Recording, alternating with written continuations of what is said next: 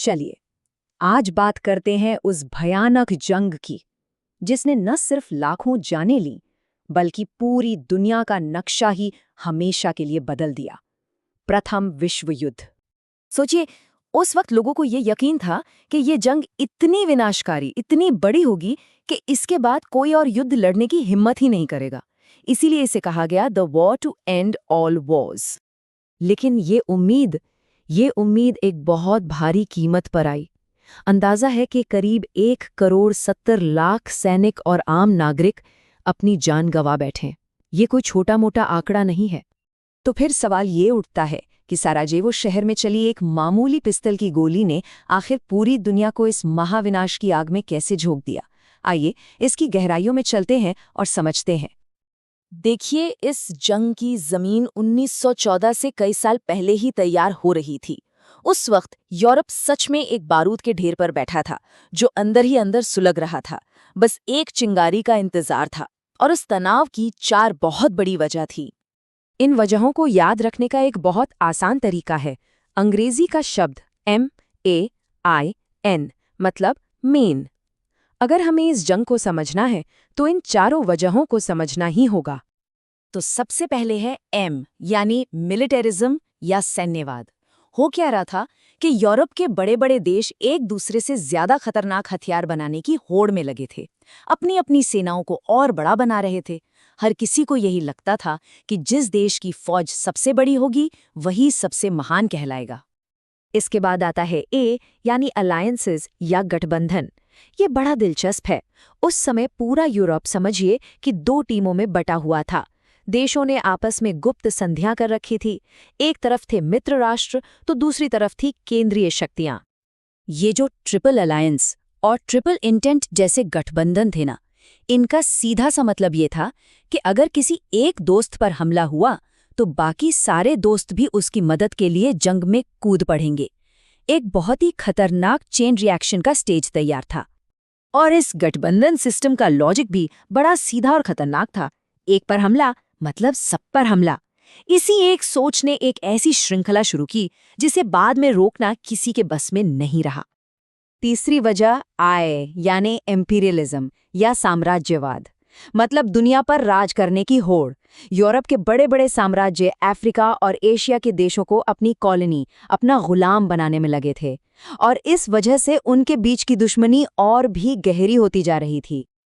और ये साम्राज्य कितने बड़े थे, इसका अंदाजा इस बात से लगाइए कि सिर्फ भारत से ब्रिटिश साम्राज्य के लिए 13 लाख से भी ज्यादा सैनिक लड़ने गए थे। ये दिखाता है कि ये लड़ाई असल में कितनी ग्लोबल थी। और आखिर में आता है N नेशनलिज्म यानी राष्ट्रवाद। देखिए, अपने देश से प्यार करना एक बात है, लेकिन तब ये एक अंधा जुनून बन चुका था। लोगों में ये भावना भर दी गई थी कि हमारा देश सबसे महान है और जंग ही वो तरीका है जिससे हम ये दुनिया को साबित कर सकते हैं। तो ये थे वो 4 कारण: सैन्यवाद, गठबंधन, साम्राज्यवाद और राष्ट्रवाद। MAIN। इन्होंने मिलकर माहौल को पूरी तरह से विस्फोटक बना दिया था। अब बस इंतजार था एक छोटी सी चिंगारी का, जो इस बारूद में आग लगा दे। और वो चिंगारी भड़की 28 जून 1914 को।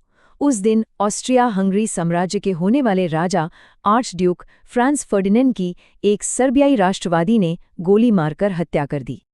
इस एक हत्या ने यूरोप की राजनीति में भूचाल ला दिया, जिसे जुलाई क्राइसिस भी कहते हैं।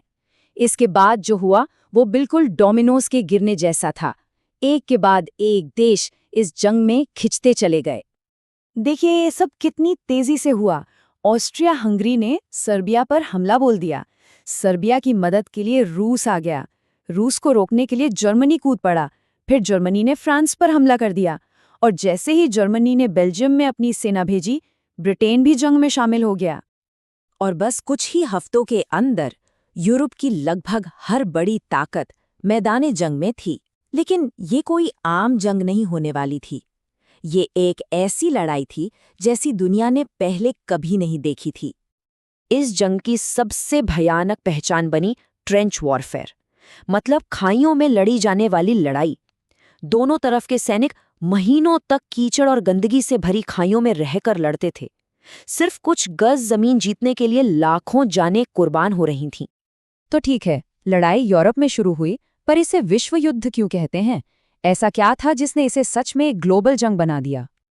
क्योंकि ये लड़ाई सिर्फ यूरोप की जमीन पर नहीं बल्कि पूरी दुनिया में लड़ी जा रही थी।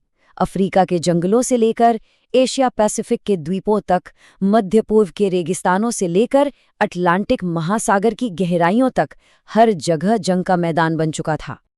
तो जब हम इन सारी वजहों को एक साथ देखते हैं, वो हथियारों की होड़, वो खतरनाक गठबंधन, दुनिया पर कब्जा करने की भूख और वो अंधा राष्ट्रवाद, तो मन में एक बहुत ही परेशान करने वाला सवाल उठता है।